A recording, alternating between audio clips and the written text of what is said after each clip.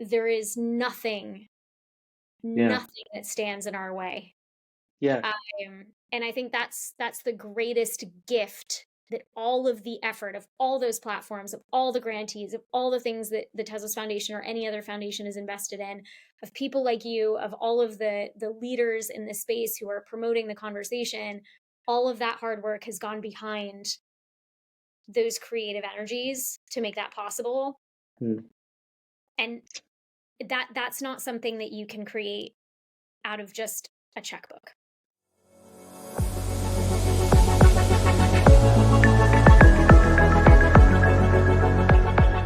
How are you? I'm doing very, very well. How are you? Doing great, doing great. It's great to have you. Thank We you. have been chatting from time to time, and I met you at Art Basel actually, but we never had the chance to, go into details about your background and what you are doing in more detail. So I'm very happy to have this opportunity. The pleasure is all mine. I've been really looking forward to it for some weeks now. Thank you.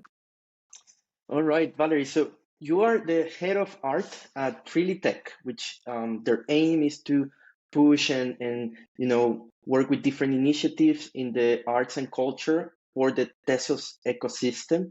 And I think that will be a good place to start before we jump into your background before Trilitech. So can you tell us a bit about your role? What are you doing right now, and what is the main objective of Trilitech? Of course. The Trilitech office is a London hub of the Tezos ecosystem. It is, as you know, Tezos is a very decentralized ecosystem, so many of the different offices have different prerogatives and different mandates. Generally, the heads of the different verticals live at Trilitech in London. Their teams might be more international, but I had the art vertical here in London with two of my team members, Vincian Jones, the project manager, and Lars de Crau, who many of you might know as Pronoia, who's based out of Utrecht, but who joins us at various events, and of course for the mandatory initiatives. And also, of course, my colleagues in India, Varundo in India is also of great support to the team. So I am based in the London office, and Trilitech is very much an adoption hub, a business development hub, a hub of strategy and leadership. But of course, we consider all of these mandates for adoption to be global and decentralized. So whilst it's as simple as it is confusing, is often how I describe it. And the head of gaming is based there. The head of DeFi is based there. The head of sports and partnerships as well. We have a new CMO joining us very soon. And yeah, we have daily conversations and we're all trying to leverage one another's expertise as well. So it's not a purely art silo, I would argue. I very much am in touch with the sports partners and the gaming partners to see how we can activate and really leverage our various networks as well. Yeah, that sounds exciting. I mean, a very, a lot of diversity. I know Pronoia. We chat from time to time, and yeah, he knows a lot, right? He's the perfect collector, right? He knows the ecosystem really well and collects from, I think, several years on Tezos, but also on other blockchains. So he brings a lot of interesting, perspective. I would like to have him in the podcast at some point. I'm sure he'd be delighted. It's been an absolute pleasure working with him. I mean, it's only been a few weeks and already he's provided invaluable insight that there were others in the ecosystem that provided that insight when I first joined, most notably Diane Drubay, who remains a valuable member of the Tezos art ecosystem at large. But now that she's focusing on the WAC Labs and WAC Fellowship and Factory initiatives, I don't get as much access to her expertise as I would like. And so, Lars, as you know him, Pronoia, joining has been really, really invaluable. Yeah, it's kind of a great, like a direct touch, communication channel with the community, right? Because he understands, because he was on the other side for a while, and he has, many friends, many connections from the community, and can distribute that information right directly to the initiatives that starts, and maybe even generate new initiatives based on that feedback. So I think that's a great way, to grow the community and listen to the community. And Valerie, I mean, we'll get back to what you're doing right now. But can you tell us a bit about your past? Because you have a long history of you've been in the art world for a while. You work in a gallery for a while. That's I think what you mentioned once. So can you tell us a bit, how did you get started in the art world? What were your previous roles before embarking in this Web3 slash, blockchain art world? What were you doing previously? I'm so I had a 15-year career as a photography gallerist primarily, but also advisor. But I liked how you phrased, how did I get into the art world? And I want to Mm-hmm. address that really, really quickly because I think it's imperative to answer. Is I got really, really lucky. Mm. I worked hard, but I also got really, really lucky. And what I see within Web3 and decentralized art ecosystems and communities is that, of course, a little bit of luck always goes a long way, but the hard work goes the longer way. Mm. At least in my experience, and maybe that will change, and maybe that is changing in a market such as the one that we're in now. But effectively, how I got into the art world was being very, very lucky and leveraging who I knew, leveraging my community and my Mm. contacts, asking for favors that were graciously given to me. Um, Off the back of that, then there was, of course, a lot of hard work. So for the past, prior to joining Trilitech and the Tezos ecosystem, I was a photography expert, a photography advisor, gallerist, seller. I was on the sales side. And the Mm. artist, to be very frank, was fairly low on my priority list. If the Okay. artist was not living and was not a friend of mine or was not a direct collaborator within the gallery context, which by the end of my career, very often that was the case, and there were real strong friendships and strong collaborative efforts that were made. At least at the very beginning, it was sell, sell, sell, object, Mm-hmm. object, object. Yeah. And I think there's a lot to be said around the way that Web3 has re-enabled artists to be, the primary center of attention. Uh, Mm-hmm. so, yeah, I mean, across my experience really with photography, I think that is really what led me into this space, was understanding one of those real historical initial discussions that's very much kind of been a copy and paste of what we're seeing here in the crypto art space, is infinitely reproducible media that have value because of market structures that create scarcity. Okay. I mean, Yeah. it's that that is kind of a bit of, I would say, a reproduction in history. And it's one that fascinated me when I discovered the Tezos ecosystem. I was just like, wow, this is the same thing being done over again, perhaps perfected a bit more, especially because you obviously have more um, provenance tracking, and the authenticity is based on the Mm-hmm. blockchain is much more verifiable than what you can do in the traditional gallery world without a specialist. But yeah, that's the long and short of it. Was I got lucky. I worked really, really hard. I specialized in photography, and photography brought me to the blockchain. Yeah, you mentioned, I mean, a couple of things that are quite interesting.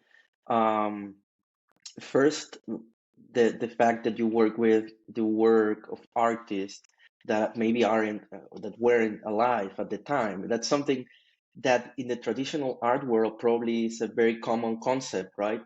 But when you look at digital art, that's not really common, right? It's because it's so new. We work, basically all the artists are, most of the artists, 99, let's say, percent are alive today. And I think as time passes, that will change a bit the dynamics. Um, but coming back to your background, I mean, Nicole from Vertical was here in the podcast on the last episode, and coming back to traditional galleries, she mentioned that many of those will actually like to join, right, the space, the digital art space, but they don't know how, right? It's complex. They don't know the concepts.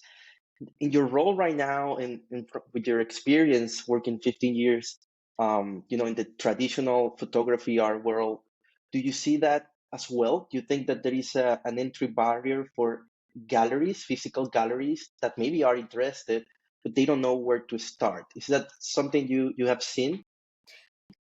I would say that I've seen that at large within the sort of post 1950s gallery space. So we'll call it like postmodern to contemporary gallery space at large. Though what's interesting about the photography community is that they're a bit more resentful. Mm. And maybe it's not every photography gallery, but we're Mm. about to see the first ever digital sector at Paris Photo, curated by Nina Rohrs. And I know there was a lot of resistance to that. And part of Mm. that is really something really mundane, right? Which is, it goes back to what I said about photography being the original infinitely reproducible medium that created market structures, Mm. right? But the world record for a photograph doesn't even come close to the Beeple sale, Mm. right? Yeah. And so overnight, crypto art took on all of that historical learning, something that's over 100 years old, and suddenly made sense to young collectors with way more money than traditional photography collectors, with a few exceptions, and kind of blew it out of the water. Mm. So there's an extra dynamic of frustration and I think resentment. I think resentment's the right word. Maybe a little bit of a hint of jealousy there too. So with photography galleries, I see, and photography estates as well, Mm-hmm. I see a curiosity, but I also see a deep-seated, we've been doing this for a long time, Mm. and that feeling of how on earth did this happen and we hadn't figured it out, or where did this come from and why did they have the secret sauce? Mm-hmm. Um, but I do agree with Nicole that in general, contemporary galleries are seeking a way of answering their audience's questions, because a gallery isn't going to do anything that doesn't get them money via their audience's curiosity, right? That's their business model. Mm-hmm. Um, they're also seeking ways of incorporating this for alternative revenue streams, which is super valid.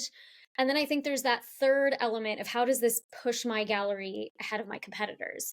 Mm. And you're right, they don't know where to start. There's very few resources for that. Mikkel's residency would be one avenue. Diane Drubay's WAC Labs would be another. Even though it's catered towards institutions, the WAC Weekly is an essential part of that learning experience. I know you're working on a project that's very much going to help bring this to light for galleries as well. So that educational piece, I think, is paramount to enabling galleries, whether they're curious right now or not, to address their audiences in a new way, address their artists in a new way, and simply to really amplify what they're meant Mm. to do. Yeah. So I agree with that. But photography is a different beast at the moment. Yeah. We'll see what It- happens in Paris Photo.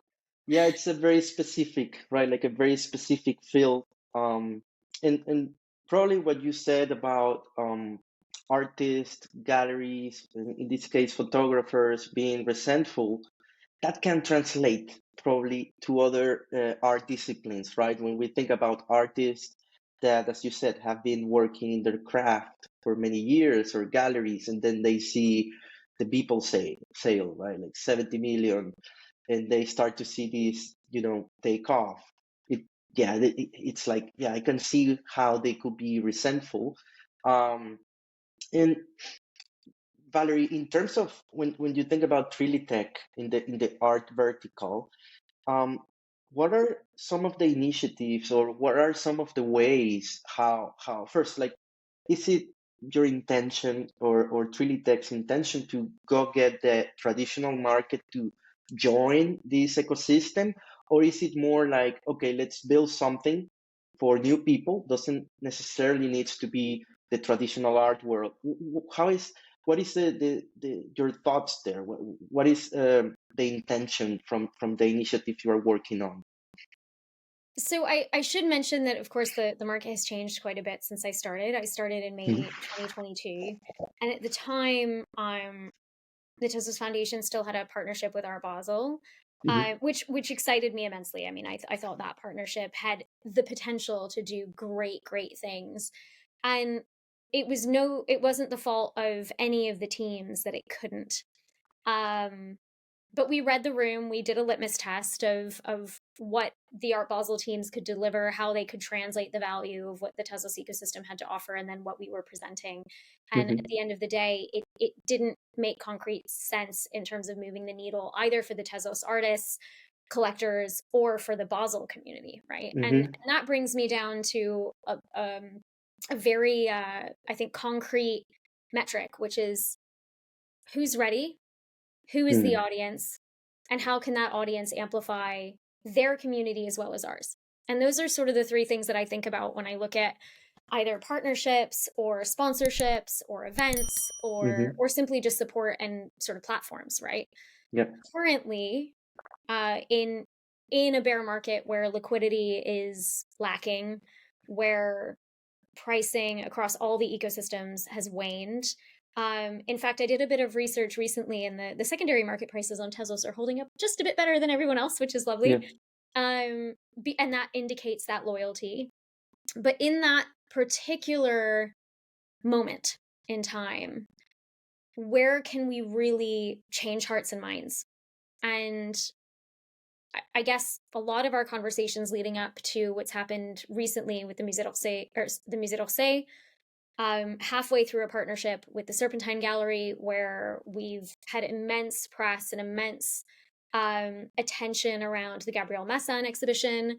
Hmm. Side note, Madonna included the visuals in her recent concert at the Oh, O2 because she loved the exhibition so much. I'm not sure she okay. minted the NFT on Tezos, but Mm. these types of really like overwhelmingly different activations Mm. that seduce people to want to learn more.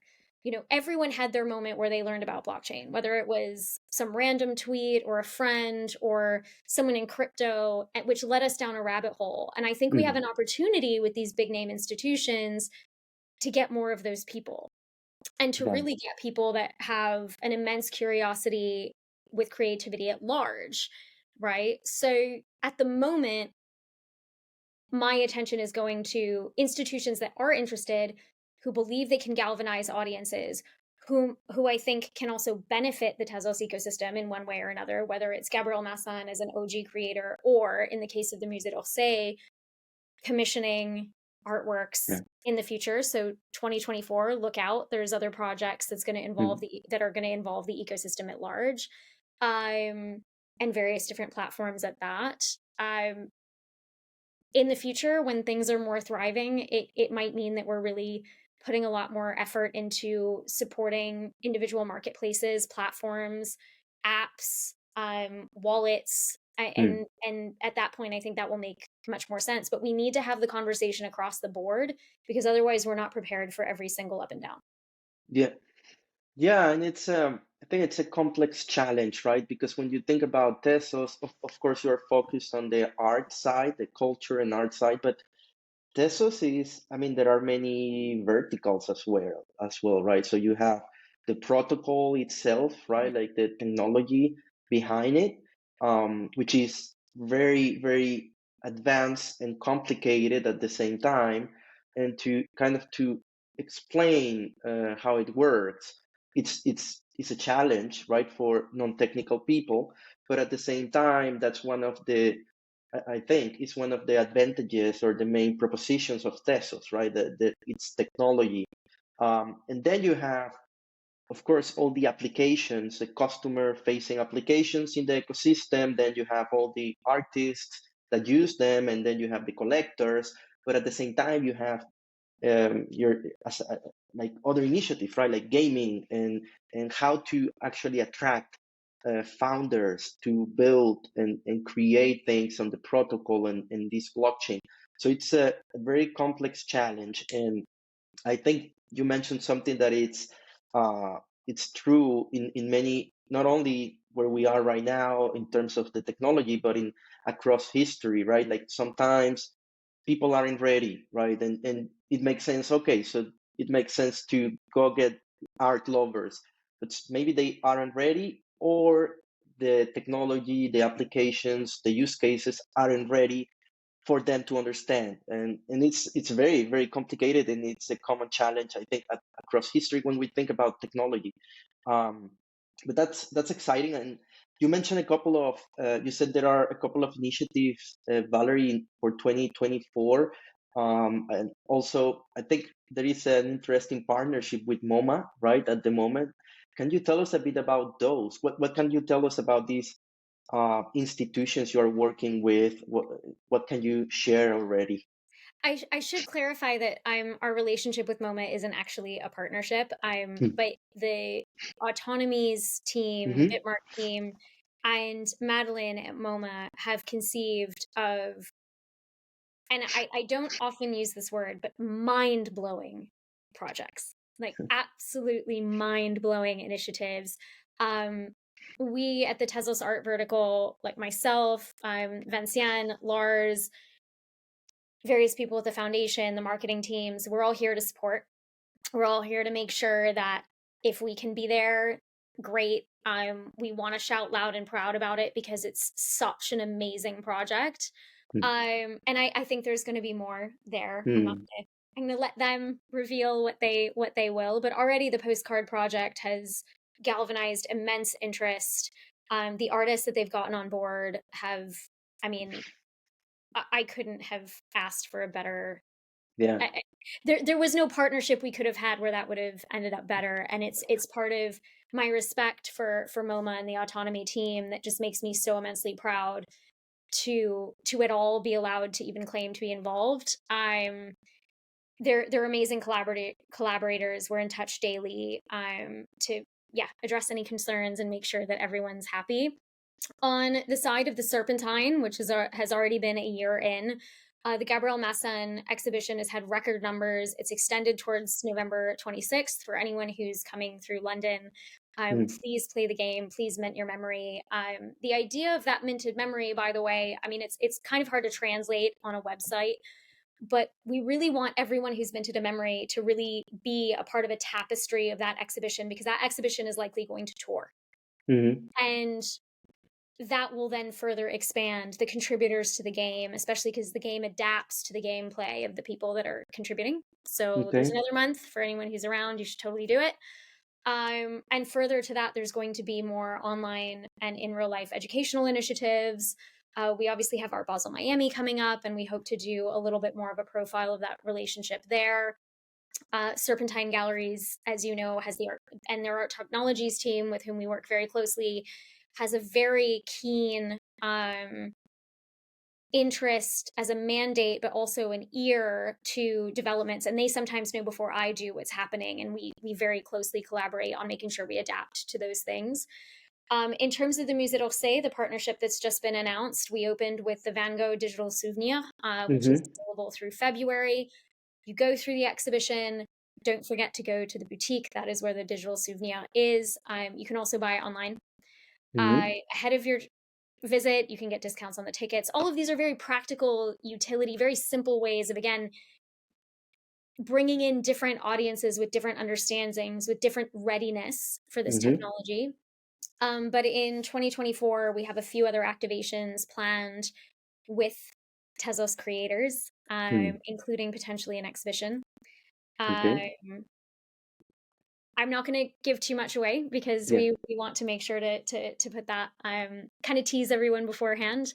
But that's all, their teams there. I can't even tell you, are so incredibly literate, and that's again thanks to the WAC Labs program and Diane's team, and the We Are Museums team in general. For those of you who don't know the history, by the way, I should mention this. The Musée d'Orsay is a collection that's based on refused artwork. Okay. I'm back, and I'm gonna mess up my years at this hour, but in the early 19th century, the Beaux-Arts in Paris dictated what was good art. And at some point, Napoleon III, and I think it might have been one of his mistresses or his court, were like, well, there's other good art out there too, and they basically created the Salon des Refusés. Now that's which translates as the Salon of Refused Artists. Now, that's not the Mm. entire collection, but there is a direct narrative between that collection and the collection of what the Musée d'Orsay has. And it is not, it's very direct in terms of their understanding of how blockchain is integrated into their programming, that this is somehow the history of what crypto art is going through.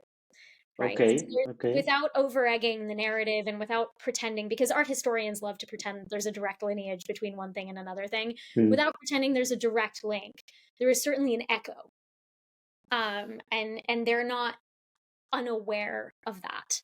And mm, I think it's important for the crypto art community to understand that this is not just the Musée d'Orsay choosing new technologies. There is actually mm. a ghost there of a Right. similar experience within the art world that's Yeah. happening right at this moment.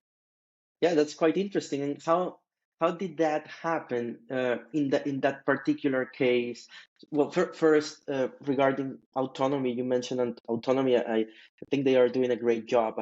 Also, Same. I have collaborated in the past with the team, with Sean, Michael for blind gallery initiatives in different ways, and they're doing an amazing job. And I was at MoMA for Rafik Sanadol, the showcase, and I was very, very, impressed by how simple it was to mint through autonomy.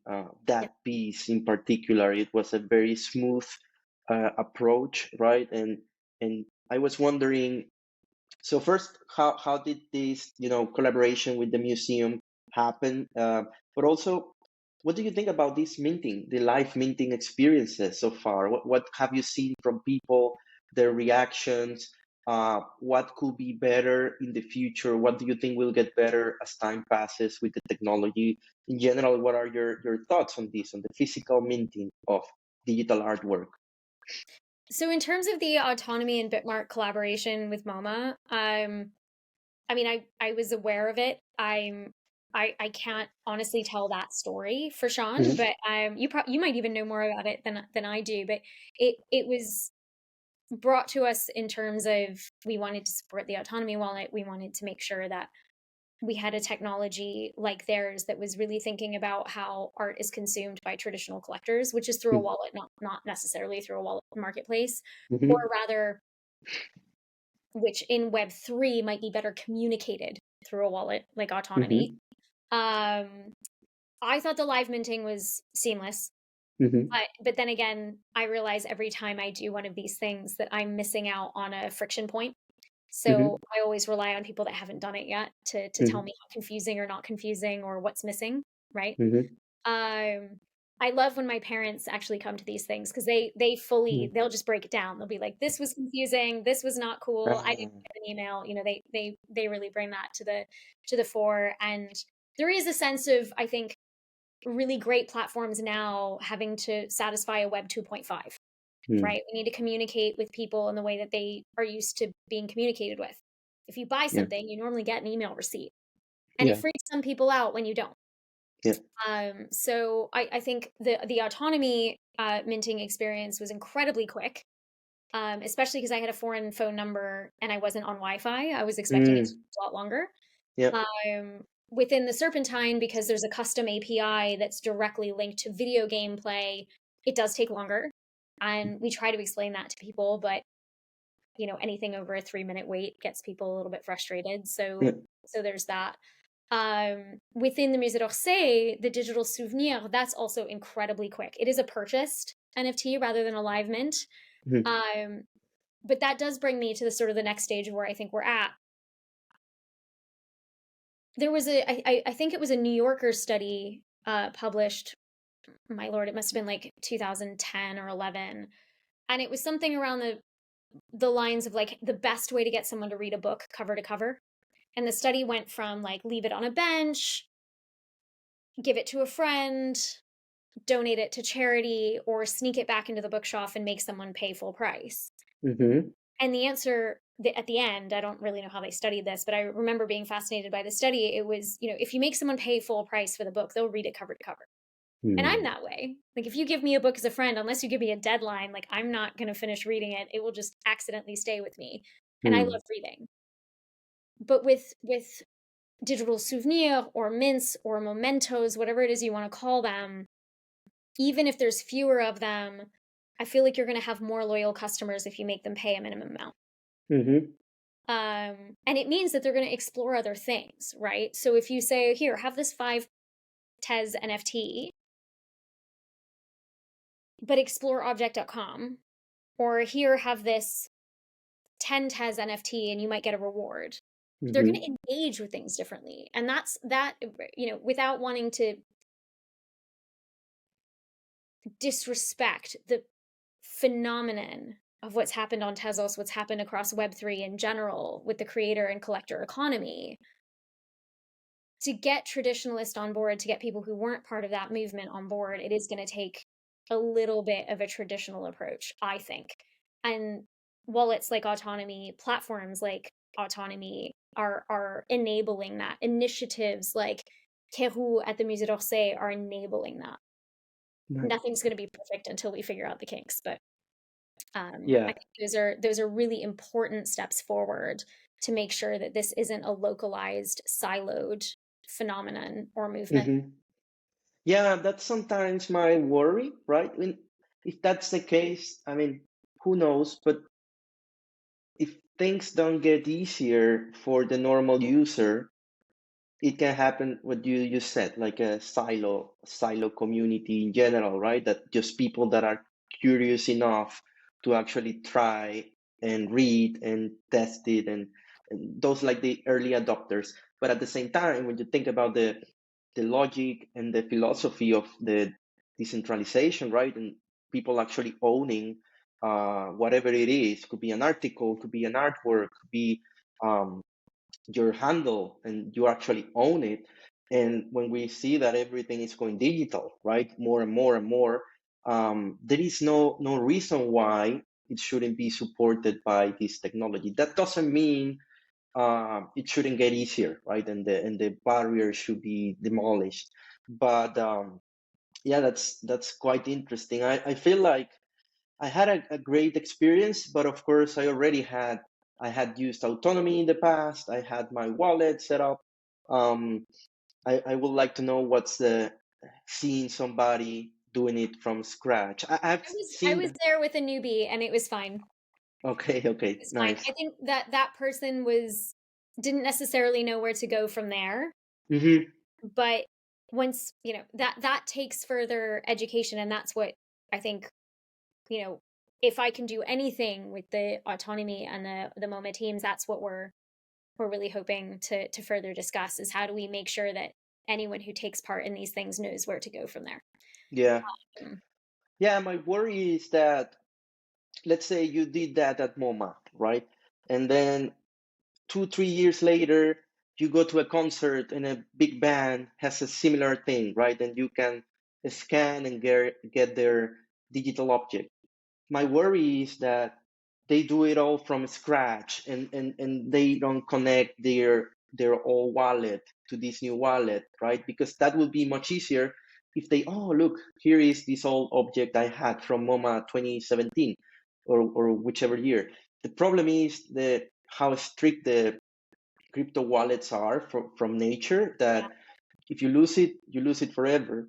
It's not like you can recover it through an email or whatever, but that's the way it is. Maybe there could be something done in a decentralized way, but it's not that easy. Um, But yeah, there that. are comparables in the contemporary wallet world, right? Like, I don't have Venmo because I don't live in the States anymore. But if a Mhm, friend says, "Oh my God, I only have Venmo," there's a way, mm, there are synchronizations between things like Venmo and PayPal, right? Or mhm, in the case of my parents, like I might use Wise, right, to yeah, transfer across currencies. And that's very traditional, right?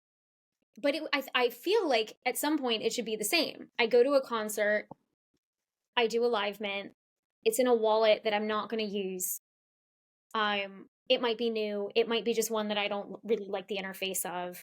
And so I mhm, transfer it to my yeah, whatever other wallet, right? And that I don't think is beyond the realm of possibility, but I do agree with you that there's other constraints of understanding how to keep access to those wallets and yeah, safeguard one's assets that we don't overly communicate because they can be very scary. mhm, On the other hand, the minute you log out of whatever it is account and you have to find your seed phrase or you forget your password, it becomes extremely scary. That's way yeah, scarier than knowing how scary it yeah. is. right? That's a main issue, that there is no point of contact to recover your things, right? And that's my main concern. And but yeah, it's about getting educated, and if you are, as you said, if you buy the book, if you invest on it, then most probably you will read about it and how to, don't lose it, right? And keep Don't lose reading that. it. Yeah, Um, yeah. yeah, for sure. I think that's again, most of these things are mind tricks. Mm-hmm. I feel like one of the things that made the crypto art community so vibrant was it was coming out or just at the sort of promise of the end of COVID after so Mm-hmm. much time alone, after so much time being Yeah. isolated. And there's a whole sector of the population, 99% of the population probably, that didn't get that particular experience Yeah. and had a completely different experience and just needs different avenues of access, different rabbit holes Yeah. of understanding. And not having worked in tech before, when I came to tech, I began to work with a lot of different neurodivergent individuals, people who are absolutely excellent, but with whom I had to learn how to communicate. Mm. Yeah. And that was a beautiful challenge for me, right? And I think that's maybe the challenge that cryptocurrency, crypto art, Web3 creator economies have to go through Mm. of almost reverse learning what the traditional economy wants Yeah. of their transaction experience, right? Mm-hmm. And that there's nothing wrong with it. I think it's going to take time and adaptation and reaching new nodes of understanding. Yeah, totally. And I think in blockchain in general, we see a lot of language that comes from investors and from developers, right? So the language in general, it's usually like that because those were the ones that made the space thrive early on. And when we use things like a bull market, a bear market, and a lot of technical terms from developers, that's something that makes it all very complicated for collectors or artists or somebody that just wants to play a game on the blockchain. And I think over time, um, those things get better because then we get new creators, new founders that adapt the language, and people like you that you come from the art world, and then you learn their language, but also they don't learn your language, right? They learn the terms that are used in the art world, or they understand which terms are very confusing for people, the technical terms. So I think it's that there is no way around it. It's just a process that takes time. And Valerie, I mean, we have talked about some challenges, right? In the for let's say to bring people to the ecosystem. We mentioned traditional galleries maybe not knowing how to get into the space, where to start. We mentioned the minting process, having a crypto wallet. We mentioned the terms. What else have you seen? That is there anything else that comes to mind, like from people you have talked to, maybe your friends when you explain the what you are doing these days, your family? What are other barriers for people that kind of stopping them from trying or getting used to the whole blockchain, Tezos art, digital art ecosystem? So I'll start with one big one, and I won't go down that rabbit hole because that's something that a lot of different people with, way more influence than I have need to figure out. But regulation is a big one, Hmm. right? Most European fine art collections don't own the collection. So how can they possibly have a wallet? Uh, Like there's issues of custody, and there are solutions to this. There are plenty of solutions, but that becomes a barrier right off the bat. Like I can't have a wallet because I don't own anything. Only the boutique shop owns things, and we're only allowed to make revenue because of this other company that owns the shop. mhm. Whatever that might be.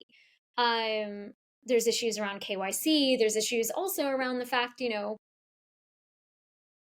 especially with recent news about the British Museum, does the British Museum really want to archive its collection on the blockchain to enable loans to other people? My guess is not right now, Mm. and potentially not in the future. What's that news? I think I missed that. What's the So, that story about? yeah, I don't want to distract too much, but there's been quite a bit that has been discovered stolen from the British Museum archives. But most people don't know that 90% of what's in a museum is in boxes in an Mm. archive, whether it's in the museum or off-site. And I mean cardboard boxes with lists, Mm. lists that don't get checked. Yeah. And that's not alarming. That's just a fact. Like I've worked for a number of different museums, and I've gone into the vault and I've been like, oh, interesting. And I lift the hood and I'm like, oh, cool, that's great. And you just push that Mm. box right where it was. And there's not enough people in the world to do this. Mm-hmm. There's more art than one could possibly mint on the blockchain underneath museum vaults at the moment, honestly. Wow. Though I don't challenge anyone to make that calculation. Please don't do that. But I think, but separate to that particular issue, because that's a really big issue. That's a huge adoption issue that we all need to tackle. Whether it's, you talking to your local administrators or museums or local collections to try to figure out how they're going to figure this out. I think the biggest one is there's still a sense of firm boundary that Mm-hmm. even I feel within the Web3 ecosystem. Now, I've since been welcomed by everyone I know at Tezos. I've since been welcomed by many other blockchain artists, collectors who are really interested in my background. You and I got on like a house on fire when we met, and then again in New York. Mm. But there's this strange sense of independence Mm. that I feel the Web3 community, in whether it's language or whether it's platform or whether it's degen speak or whether it's platform, right? Like, or social media platform, I should say, because like Twitter is a very specific space to communicate Mm. that reinforces the lack of Mm. acceptance. Mm-hmm. And Lord knows when I first started, I felt very alone. I didn't know. Maybe I wasn't the right hire at that right moment. Maybe I wasn't the right person for Trilitech or for the Tezos degen space. I'm not really sure, but I get the sense every time that I introduce someone to this space that they feel really alienated because they can't get into it. It takes a certain level of courage, right? Mm-hmm. Now, I'm not saying at all that the Tezos community isn't probably the most open of all of those communities. Yeah. I imagine and have seen from experience that it is. But what I would suggest is that to welcome more people in, all Web3 communities have to say, this is not necessarily a political movement, it's an art movement. Mm-hmm. And maybe it's different across different verticals. And it can have its politics. I empathize with that, and I have that completely top of mind in many of my discussions. But to grow, one has to also potentially recruit. And you're not going to recruit if you're not going to go into the front lines with people who think differently and who Mm-hmm. have a different experience that might threaten how everyone in the Web3 space is currently thinking. Yeah. And hopefully it can bring a little bit of insight and how do I want to put this? Just new ideas, right? That's why you go into new spaces. You go into new spaces for new ideas. Yeah. And I think it has vastly improved since I started in May. I remember having a conversation with someone when I was at Art Basel who was more than offended that I brought the VIP crowd of Art Basel to the Tezos stand with a glass of champagne. Mm. And I was like, listen, like these people are curious. You got to bring them in. Mm-hmm. And I don't know what that translates to. And so far as a wider action, I don't know how that manifests itself.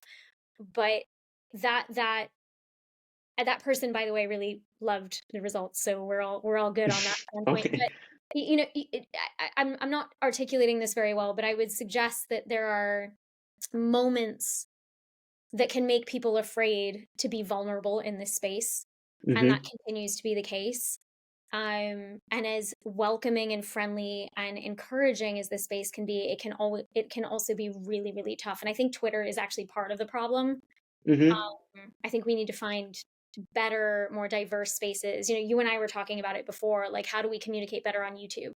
How do Mm-hmm. we make this more of a everyone is welcome, we're not challenging you Yeah. on anything kind of experience? Yeah, no, I completely understand what you mean because I mean I look back to when I started, and to be honest, I spent a lot of time. I went into, you know, the different discords. I went and chat with many people on Twitter, and I read a lot, and I was writing about it. So that kind of made me uh, bring it down to a simpler language. So I had to kind of explain it to people, but not everybody has that amount of time. And if you aren't welcoming in different ways, or if you aren't thinking about, you know, that there are many people that have different ways of understanding things, so it's very hard, right, for people to feel welcome. Um, and I think it comes back, I mean, to different things. It's about what I've found is, since everything is digital and it's like a very diverse, we get people from all around the world with different backgrounds, in different, you know, stages of their life, and maybe it's hard to all of us come to an agreement, right? It's not like we are all starting this movement from London or from US or from a country. It's like all around the world at the same time, different ages, different genders, different objectives. So it all boom kind of gets into one place, and it's very hard for it to, you know, fit perfectly. I'd never And thought about it that way, but you're absolutely right. Like in yeah. I kind of often make this comparison, but it's like Paris in the 1920s, but that was like 40 people. And they were Hmm. all living in Paris, eating the same Yeah. place, all roughly the same age, all trading money amongst each other. That's a lot easier to manage and Mm. to you're absolutely right. I think that might be the major challenge. And but it's one that can be regionally perhaps addressed as well. Yeah. So yes, you mentioned it right. Like if in Paris, that example is the same with Silicon Valley, right?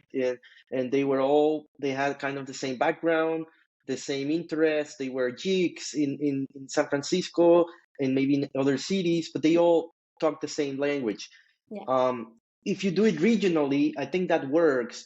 But when they get out of the region, then we have the same problem. And then um, I think it's about time, to be honest. I think it's when we think about the internet, maybe that was similar, but at the same time, only a few people, when the internet started, had access to it.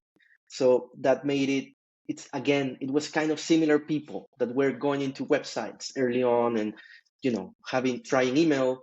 But now everybody has access, and that's when things kind of could become complicated. Um, no, I understand what you mean. Also, there are people that have different interests. Some are here for the art, some and many are here to make money. Some are here to develop products and develop applications. Some are for the culture, for events. So it's many, you know, different interests, and it's hard to put it all together. But yeah, it's a good point you brought. I think we talked about many challenges. That's really interesting. Now let's talk about exciting stuff, Valerie. What are you excited about? Like it's we know it's a tough market in general. I think all around the world. Like again, it's not only for blockchain and crypto. I mean, we have many very bad events happening worldwide, and inflation rates, unemployment it's higher now. AI is coming to the scene, right? Many jobs, many layoffs in general. But what are you excited about these days in terms of Tezos in terms of the events you're working on, the collaborations? What are things that you look forward to during these times?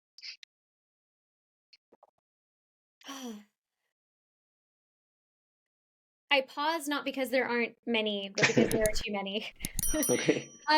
Listen, it is, as you said, it is a very difficult market. And there's a lot of people coming to, the Tezos Foundation and to the art vertical for support, and even that is much more difficult to give, at least in the way that it was before. Mm-hmm. But what's exciting to me is that 2 years ago, grants were going to, and investments were going to put fire into platforms that are now actually operating and driving revenue and have their own business models and Mm-hmm. are working directly with these museums, right? Mm-hmm. Or working directly with artists, with great artist estates. I'm also very encouraged by what I see in terms of the curatorial excellence. There's, without being exclusive, um, there are people within this space now, and I say this across wider Web3 art, but including Tezos, and Tezos plays a vital part in that have an eye, and Mm-hmm. have an eye that excites me so much. Like they're in my final interview at Trilitech, one of the people in the room asked me if there was such thing as an eye. And I, without a hesitation, without a blink, said, absolutely there is, but you'll not know it until you know someone who has one. Mm-hmm. And the people that I see in this space, curating shows, advancing artist initiatives, you look at the Lumen Prize and you look at that short list and you think, my Lord, like that wasn't just the artists. And Mm-hmm. equally, it took the artists, and it took all of their blood, sweat, and tears in this space to make the type of artwork that's going to absolutely change the way that we see the world. Mm-hmm. Not all of that is going to help people who are currently wanting jobs, currently wanting more revenue. None of that is going to change that part of the conversation. I'm afraid nothing I could say is going to change that. But what's going to change the future when we really look to the other side of this, Right. the world will have been changed. People's eyes will have been opened. People's opinions will have been moved one way or another. Yeah. Even the haters, if they hate more, it means it's even better, Yeah. Yeah. right? And there was a moment last October. It was actually last Paris Plus, which would have been next week last year. One of the artistic director affairs for Art Basel. He was the first Art Basel leadership team member to be on a panel. It was on a panel I moderated, and I asked what they were looking forward to in the next year, and he said it's not going to be in the next year, but everyone at Art Basel is looking to this space to be the Mm. next upside down bicycle wheel on a stool, or Mm. urinal turned sideways. And I firmly believe that. The more that I see coming out of the space, the more that I see coming out of the Tezos community, the more that I see out of the curators Mm-hmm. putting short lists of Tezos art and other Web3 art together, there is nothing Yeah. that stands in our way. Yeah. And I think that's the greatest gift that all of the effort of all those platforms, of all the grantees, of all the things that the Tezos Foundation or any other foundation is invested in, of people like you, of all of the leaders in this space who are promoting the conversation, all of that hard work has gone behind those creative energies to make that possible. Mm. And that's not something that you can create out of just a checkbook. It's Yeah. really No, that's a great way to put it. I mean, I'm always impressed by curators, right? Because they are driven by passion, right? It's because I mean there are curators, professional curators that have a formal job at a museum or in a gallery, but I've seen so many in this space that they do it because they love doing that, right? It's more of a passion, something they have to do, and they put together these amazing exhibition shows, um, spend a lot of time. And you're right that we see that a lot on Tezos. It's something that it's probably more common that in other places, and that's a good way to put it. And that will kind of stand the test of time, right? That's something I that really think it transcends. will. I Yeah. really think it will. I've done a lot of with an art history background in post-war contemporary art, having worked, I don't know of anything really that's been more impactful that hasn't been directly orchestrated by market makers. Mm. Even, there's someday you and I will sit down over a coffee and I'll give you a whole bunch of gossip about how the contemporary art market just was essentially people moving needles around and Mm. puppeteering. But this is one of those things that has honestly changed the way that I think the entire art world could possibly operate in the future. And I really mean that. Right. Yeah, that's exciting. We'll catch up over coffee in a few years, and also we'll see how everything moves forward. I'm actually excited. I think it's a rough time in general in every industry, in every um, many countries. The economy is not the best of the best, but we see that things are happening every day. And see, when I sit down to write a newsletter, I always have a lot of content, a lot of things, a lot of artists creating stuff, a lot of exhibitions, a lot of museums in the game now. So yeah, I probably, what has changed is just the volume, if you think about it, and the amount of options, but the quality is still there in a way. It's still there. It's more there.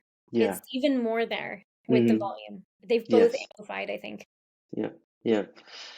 Well, Valerie, this was very exciting. We have been talking for an hour. I have a final question, which I ask all the guests, and it's not.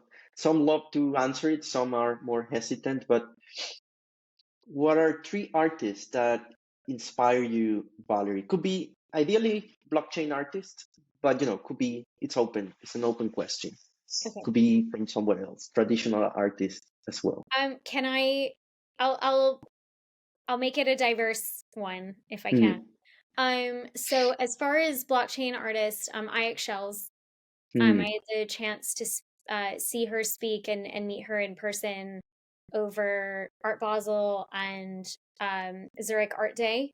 mm-hmm, Um, her story, her openness, her mm-hmm, ability to translate that into really qualitative material. yeah. I think that takes a particular courage, but equally a particular innate and worked on talent, a forged talent, if you Mm, will. Um, in terms of contemporary artists, I'll give a huge shout out to someone who I wish could have minted on the blockchain. He sadly passed away a few weeks ago, but Erwin Olaf, who I represented through Hamilton's gallery for some time, a okay. great artist from Holland, basically a national hero. And I think if he had had his health, um, he would have very much loved the Tezos community, and I would have absolutely loved to bring him on board. So he's number Mm, two, and he did inspire me then, and he does inspire me now. So for anyone who hasn't seen his work, Erwin Olaf, Olaf. mm-hmm, And then I think the last one is going to be I'm going to give a huge shout out to Anika Meier. Actually, mm, I think Anika is, I first met her when I was green, and I must have frustrated her so much, how much I did not know about Web3 and how I didn't mm, know about how to sell things and how to make great blockchain projects. But she has, without us being in daily contact or weekly contact, has always been there to really make things excellent. Uh, mm-hmm. and for anyone out there who hasn't already seen what she's done, yeah, just wanted to give a big shout out to her as the curator as well. Yeah, yeah, Anika is great. I also had the chance to meet her, and she will be in the podcast. I think it's in 2 episodes. She's in the schedule. I'm very very happy to talk to her and learn from her on all the things she has done, because it's impressive, and what she's doing with expanded art is Yes. also quite interesting. Actually, we mentioned the early on. I wanted to mention that as you said, like when you buy something online, you expect to get an email or you expect to get some sort of confirmation. And I recently got a piece in Expanded Art, and they had that, like the checkout like the card checkout, and you get an email and, hey, claim your NFT, here's your receipt. And it's interesting. It's I think it's more user friendly for yeah, probably better for adoption, even if it's, you know, all going in the blockchain. It's people are used to that, so I think that made a lot of It sense. creates a level of reassurance. Mm. But certainly she has an eye, that's for sure. Mm. So Yeah. what I if I'm thinking about it from blockchain artist, wish could have been blockchain artist and curator, then those are my top three. Awesome. That's amazing, Valerie. Thanks again for your time, Thank you. you know, sharing your insights, and hopefully we see you again here in the podcast in the future. I'd absolutely love it. Yeah, we'll set a date for a year from now. Okay, sounds great. Thanks a lot. Take care. Bye bye. Take Bye. care.